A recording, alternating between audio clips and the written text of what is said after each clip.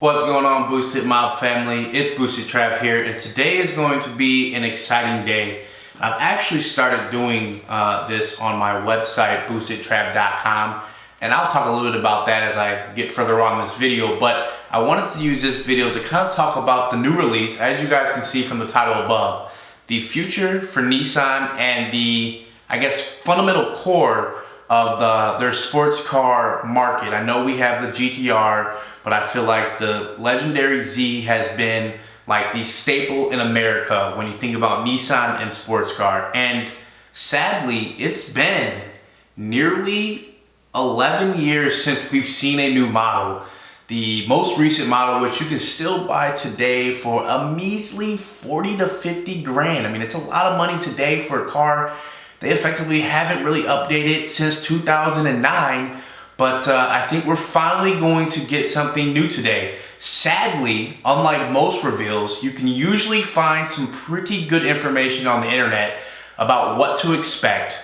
And Nissan is officially going to announce tomorrow evening, September 15th, for those who might be seeing this video too late, about their new, what they're calling the Proto Z. They haven't officially given out the name, but if you know anything about Nissan and the history of the Z, the name and the engine they particularly use and kind of the horsepower and some of that nature kind of creates what to expect from the car. And we'll start back to the early 60s, which I feel is probably still today one of the most iconic cars produced by Nissan. And quick segue from that really quickly, I think there's something about these earlier cars where designers and the companies weren't battling with the demands of people and were really putting in the language that they felt represented their brands the most. And I really need to say this because I feel like a lot of cars today do no justice on like leaving a, I guess, iconic look for what it means to buy these cars. And I feel like the 240Z has that iconic look of what set the tone for the Zs that we still have today. And with the name of the 240Z, as you'll see in the pictures as well, if you guys want to really know just how beautiful this car still is today. And honestly, if you were able to get this car back then, just what a car to own. But the 240Z was known from its 2.4 inline six, which then got derived into the 280Z, which then we got the 300ZX, which had a 3-liter twin turbo, which was producing, I think at that time, somewhere in the 300 range worth of horsepower. Then we got the 350Z with its 3.5-liter naturally aspirated motor. And then we got the 370Z, and guess what? It had a 3.7-liter motor. And this is where it's going to get kind of funny, but based off of what we know with Nissan and any car company today, they definitely do platform sharing, which means you'll take what you have over here and put it over there so you can kind of save money on R&D and make best use with what you have and focus on the key components of the car. And everyone knows that the Nissan is most notably known for its miles per gallon, its driver characteristics. I'm not gonna say it's the best driving sports car out there, but in the bracket for the money that you're spending, it definitely delivers what is known as being one of the best sports cars you can buy in that level.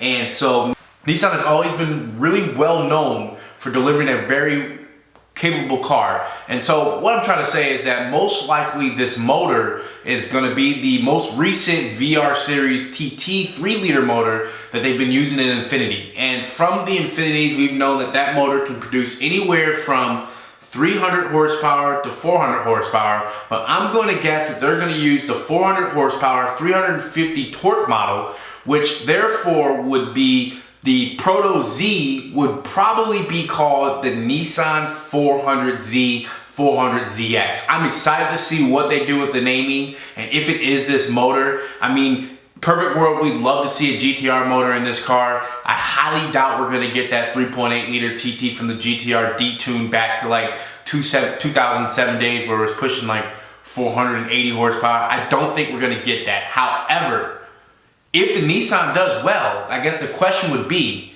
could we see a GTR motor in the Nissan down the road. I'm pretty confident it's gonna be the Infiniti TT first, but if we think about the Nismo motors or the Nismo series or any other special series they may want to do, we have a prime candidate of a GTR motor that can be dropped in there with a DCT, or they can just tune up even more the current 3.0 liter Infiniti motor. I don't honestly know enough on that engine because I actually haven't owned any cars with that motor. But I'm assuming it has more in it than just the 400 horsepower range. So they might just be able to still use that. But on the question of technology, I think what's really up in the air is whether or not it's going to have a manual. Nissans have always had manuals in their Z. It's 2020, manuals are dying. I mean, a lot of cars today, they don't even offer manuals. You think about the Corvette C8, no manual. You think about the Toyota Supra, no manual. You think about, shoot, I can't even think of any other cars right now, but a lot of cars, supercars, they're all dual clutch transmissions. You know, there's very few cars that are still being offered with manuals. So if Nissan announces that it's gonna have a manual, I think that gives it a competitive edge in its market share, because I'm pretty sure the Nissan 370Z's future takeover, the 400Z, is gonna be competing with the Toyota Supra. It's gonna compete still with the Subaru WRX, which, shoot, is also in desperate need of a new car. But you got the Toyota Supra, you got BMW M2, you got arguably the Corvette C8. You still have all the pony cars, the Ford Mustangs, and the Camaros, which also is about to get the axe. But when you think about a lot of those cars, they all offer, for the most part, they're offering automatic. The Supra and the Corvette, the most newest releases, are automatic. The M2, for the most part, people have those things in dual clutch. And so if Nissan brings a manual, that gives it a reason why you might want that over the Supra. And I think the Supra is its #1 target because, one, Toyota and Nissan have been rivals in the market for sports cars. They're both Japanese. And therefore, those JDM people who want that JDM car, you're either gonna choose a Supra or you're gonna choose a 400Z, or you might still choose Subaru. RIP to the Mitsubishi and the Eclipse and the Evos, those are gone. I mean, this is terrible times here, boys. Like, I grew up on JDM, I love JDM. I haven't owned a JDM car since my first car. My first car being an Eclipse, and I'm still very, excited about what the Japanese markets are going to do, because I just feel like they've forgotten about the car enthusiast people. I feel like they've been so focused on delivering those A to B, simple selling cars, and we got EV and all this gas hugging stuff and electric vehicles, that a lot of companies that have come up in the age of being that JDM behemoths are dying. And the 400Z can maybe show that there's still love out there. There's still people who want to buy these cars. And I'm going to remain hopeful, but the car has to deliver. The problem I still have is that these companies will be like, we gave you a car, you're not buying it. Well, did you give us the right car? Are you too late with the car that you're delivering us? Are the specs good enough? And if they can't honestly say that with a straight face yes, then you can't be mad if the sales do bad. But if they truly deliver us a fantastic car and it doesn't sell, that's shame on us. And therefore, we're gonna get stuck with the Prius and the EV Leafs and all that stuff. But anyways, really not much else to say about the future Proto Z, aka 400Z or ZX. They've been tight-lipped on not letting leakage of information, but I am truthfully and truly excited to see what this car can deliver. And on the last note, I want to thank all of the BoostedMob family who has subscribed and tuned in on my channel, and I thank anyone who's not a part of the channel, part of the BoostedMob, to definitely subscribe. Stay tuned, check out some content. I appreciate it. As you guys might see, I'm trying to do a little bit something a little bit new with my channel. To be honest, with a lot of the work from home and a lot of the amount of time that's consumed in my job, I don't get out there and do a lot of the car driving and viewing of other cars and giving my take on how they feel. So I've kind of transitioned to kind of create BoostedTrav to also be an automotive news and media outlet. so that I can kind of share my opinion on new releases of vehicles or any of the cars that I drive or biggest flops in the market, or honestly just what I think on the enthusiast cars that are coming out in general, some of the icons and legends of the past, as well as like these are the must-have cars that you can still buy or should buy if you haven't bought them and you're interested in a car. I hope to be that guy you guys can come to for a resource, and this is going to be one of the first videos of future videos when I talk about new releases or just really cool stuff in the automotive world. Also, along with these videos, I'm going to also start writing some articles, so definitely check out BoostedTrav.com. If you look below, right in that little section, you'll see the links to my website, as well as the Facebook page and my Instagram if you want to kind of stay in tune, as well as my Twitter. I'm trying to do it all, but we'll see which one to stick. I'll be honest, this is not easy. To those who can do this full time and those who manage to still do it full time on the side, this is an endeavor. But it's only fun if you guys get involved. Like if I'm pushing out this content and no one's responding, I mean, that partly might be my fault. Maybe I'm not delivering to my audience.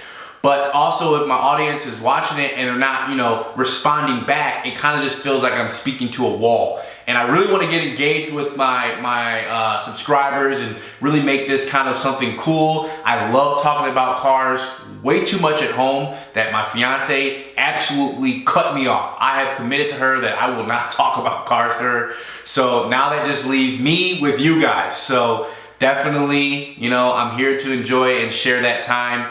And I still have my BMW M3 and my Lotus Evora 400, and I do want to keep pushing out content for those cars. So for my Lotus fans who are here for that, thank you. For my BMW fans here for that as well, thank you. And for everyone who's just here just to kind of get my opinion and take, I appreciate that as well. But this is going to be the start of a new wave where I hope to share a lot of my thoughts on what's to come, what's out there, what sucks. And yeah, stay tuned, guys. I actually owned a 280Z when I was growing up, and he actually then owned a 300ZX, and I fairly remember it. I'm pretty sure he gave a 280 to his sister. The 300 he had before he ended up getting company cars, which at that time were those terrible Ford Tauruses. I mean, them ugly Ford Tauruses. But I grew up on, you know, the appreciation for the Z. And unfortunately, I have never owned a Z myself, but man, do I love them. My mom used to get the 350Z as a rental when she used to take her Infiniti in. And I've also spent some time in the G35, which was basically a reskin 350Z, basically to that extent. But I really, really love the 350, 370Z. You know, I grew up on Fast and Furious where the 350Z on Tokyo Drift was in there, and whoo, such a beautiful car.